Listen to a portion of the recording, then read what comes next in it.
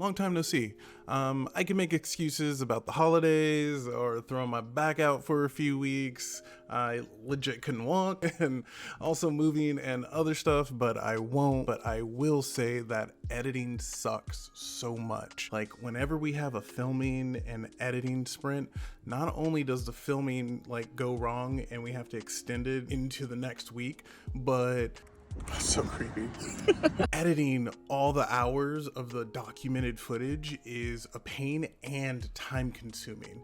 And I know I've already complained about this, but it's like, all right, sit here and edit this video. And I can't listen to music. You can't watch another video because your eyes and your ears have to focus on the edit. At least when doing dev work, you can play some music or something and it is fun. And on top of all this, we plan on launching the demo of our game sometime around March and doing a Kickstarter campaign along with it.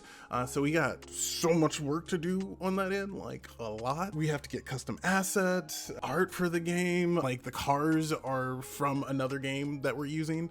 And yeah, a lot. Also, if you would like to help us, please subscribe if you already haven't, and join our Patreon. It helps us continue this.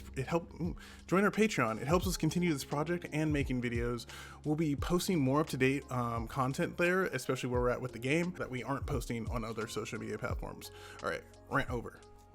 So because of all of that, we're gonna make this whole process easier for us by just explaining what we've done at the end of each sprint. And if you don't know, a sprint is a duration of given time on a project to complete a certain series of tasks. For example, a sprint may involve getting an AI working in a week, and there will be multiple tasks associated with that sprint, like creating AI art, or getting the AI to move, or even designing how the AI should behave for this stint of time, right? Like what's the end goal?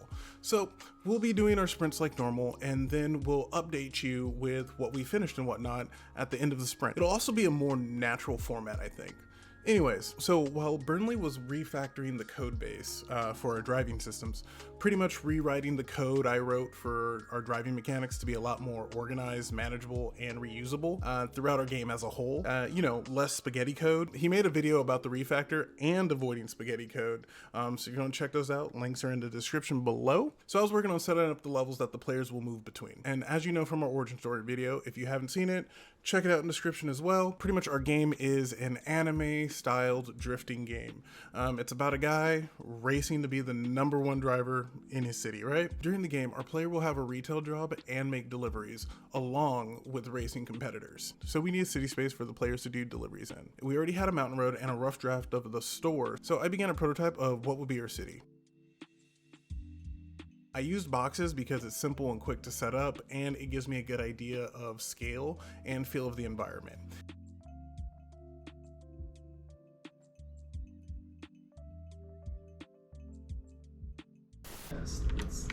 It's too wide. Like this. Oh, the narrow, the road's too narrow. Yeah. Oh, okay, It yeah. needs to be more narrow. Oh, yeah, you're right. It does. As far as like the actual length of this whole thing, do you think this is too big for the open world? This is probably fine.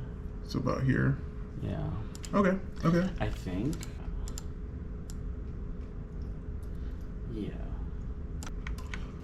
Decent sized area. Yeah.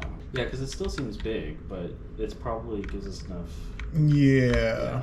So I then downloaded a street pack from Unity. I just want to say for the record that a lot of the marketplace assets that we're using along with the car art is temporary. These things we put into place to get the prototypes working how we want them, and we'll of course have our own solutions and artwork for the final product of the game.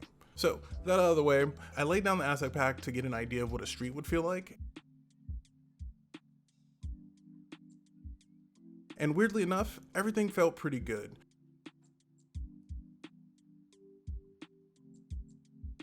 I was tasked with also setting up the level transitions between the open world, the garage, and the store, so we can get a rough idea of how our players will transition between other locations.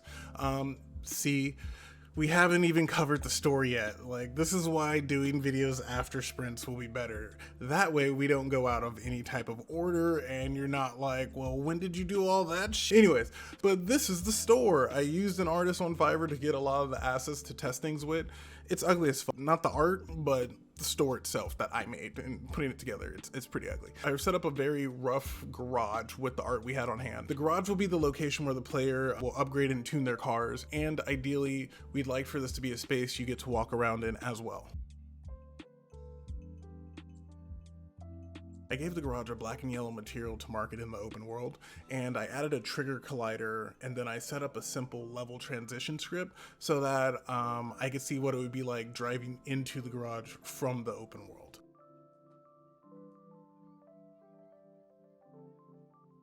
I didn't set triggers up around the world, and the levels they would be transitioning to, like the mountain road and the store and different stuff.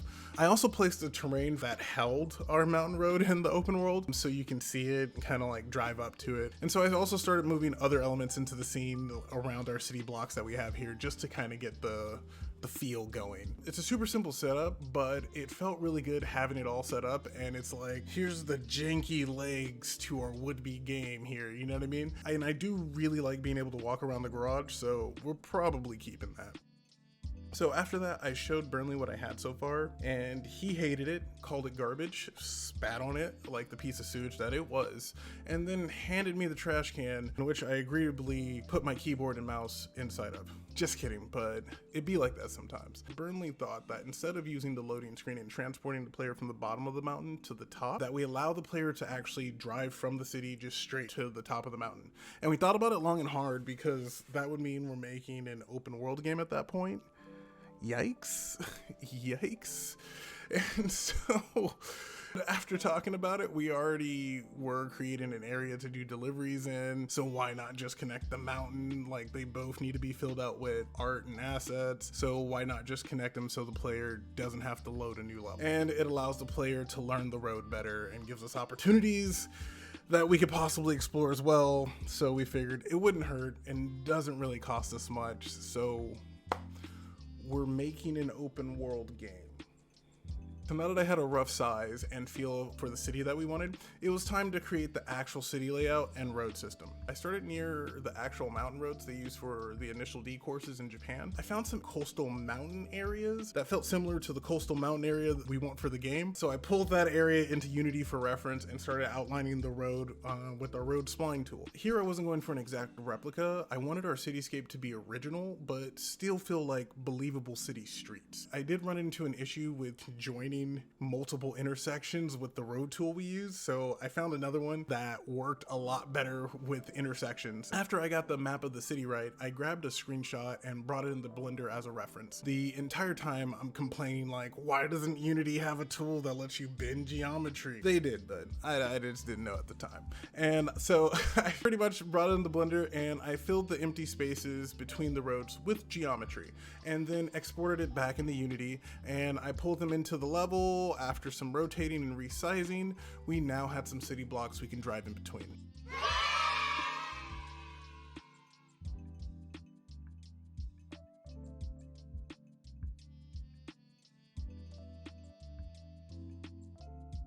So I was also tasked with setting up the checkpoints for our deliveries. So I created some prefabs and added like particle smoke, and then I turned off like their 3D meshes for like the effect.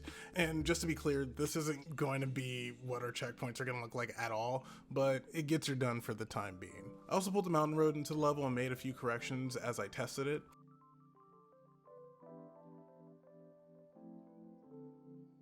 The next day, Burnley came over and we broke down some of the driving systems and what we had as far as the open road goes. Well, if we need alleyways, if we need shortcuts, if we need more, Yeah. I'm for it. I'm not against it. Yeah, it's We'll just... just set up checkpoints and then we'll add them. Yeah. I think that's probably the better way to do it then, because because all these spaces, like, though it overall feels good, it feels like... This is long. Yeah, this is long, and,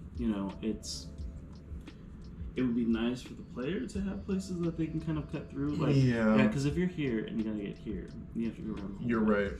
right? And the same way with any of these blocks. But some of them, not every place needs to have a shortcut. Yeah. And then I think that we're currently kind of treating it like the whole place is... Do you want to drive through it? I do want to drive through. Okay. I do want to drive through. It'll give us like some more visual interest in that, making you want to kind of explore this, because like now I hear you. Right? Because I think like how it's blocked out, I think it's perfect. I think it's a perfect size. Got you. Right? Okay. Absolutely. And I like how you have this road, right? Because it's like, oh, you can kind of get to anywhere from it. From anywhere, yeah. Yeah, which I think is important. Right. So after that, I went back into Blender and I started to make some alleyways and made a few cuts. Exported those into Unity and went in and connected the road into our alleyways.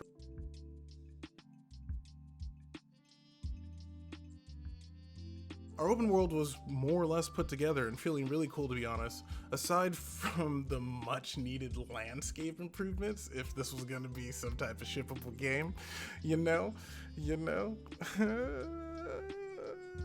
Anyways, not long after, I found out about ProBuilder, that tool that lets you bin geometry in Unity. I quickly fashioned the buildings out of that. At this point, I started to color code sections of the city that we'll be using later. ProBuilder doesn't seem to allow you to connect poly shapes, which becomes an issue when creating like the roads. Sure, we can make it work, but then texturing that could get really sloppy, and there's better ways to solve that problem. So instead, I just created curbs on our buildings, like around our buildings, to imply the road.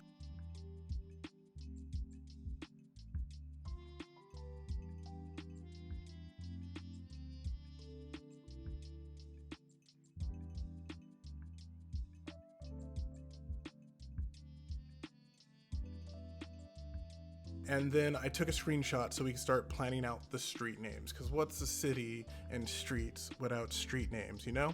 So we looked up the differences between roads, streets, boulevards, and stuff like that, because who knows? Did you know that an avenue is a public way that has buildings or trees on either side of it, and they also run perpendicular to streets?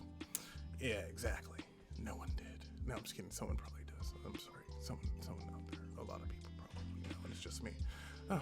Okay, so these will change in the future, but until then, welcome to Santa Vista.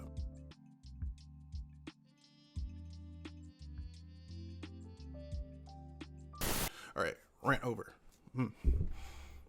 Keep hitting this mic, bro. I keep